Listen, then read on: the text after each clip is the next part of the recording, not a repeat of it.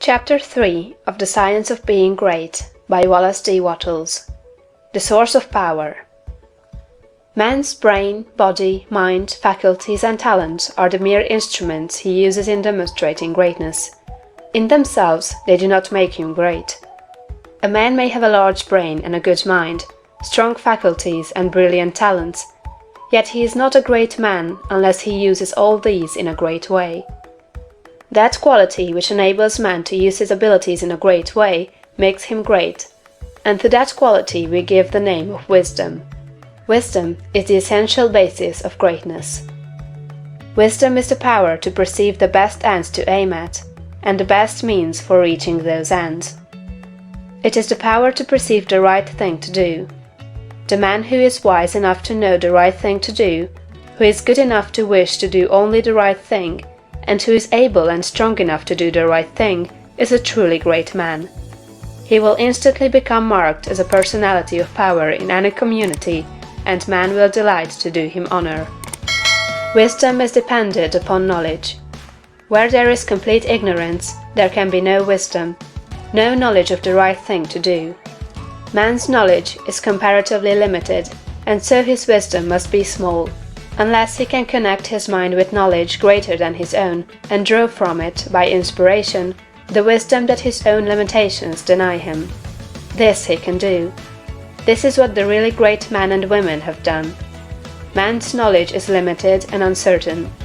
Therefore he cannot have wisdom in himself. Only God knows all truth. Therefore only God can have real wisdom, or the right thing to do at all times, and man can receive wisdom from God. I proceed to give an illustration. Abraham Lincoln had limited education, but he had the power to perceive truth. In Lincoln, we see preeminently apparent the fact that real wisdom consists in knowing the right thing to do at all times and under all circumstances, in having the will to do the right thing, and in having talent and ability enough to be competent and able to do the right thing. Back in the days of the abolition agitation, and during the compromise period, when all other men were more or less confused as to what was right and as to what ought to be done, Lincoln was never uncertain. He saw through the superficial arguments of the pro-slavery men. He saw also the impracticability and fanaticism of the abolitionists. He saw the right ends to aim at, and he saw the best means to attain those ends. It was because men recognized that he perceived truth and knew the right thing to do that they made him president.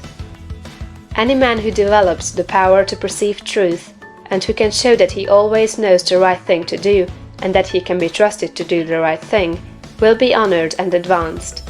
The whole world is looking eagerly for such men. When Lincoln became president, he was surrounded by a multitude of so-called able advisers, hardly any two of whom were agreed. At times they were all opposed to his policies.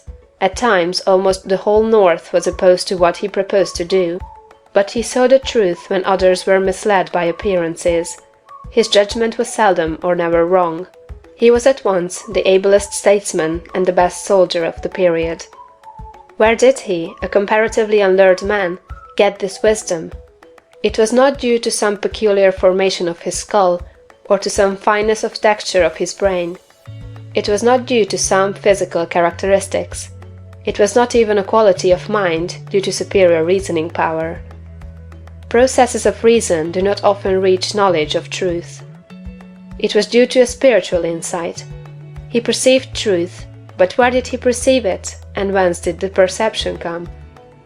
We see something similar in Washington, whose faith and courage, due to his perception of truth, held the colonies together during the long and often apparently hopeless struggle of the Revolution. We see something of the same thing in the phenomenal genius of Napoleon, who always knew, in military matters, the best means to adopt. We see that the greatness of Napoleon was in nature rather than in Napoleon, and we discover back of Washington and Lincoln something greater than either Washington or Lincoln. We see the same thing in all great men and women. They perceive truth, but truth cannot be perceived until it exists, and there can be no truth until there is a mind to perceive it.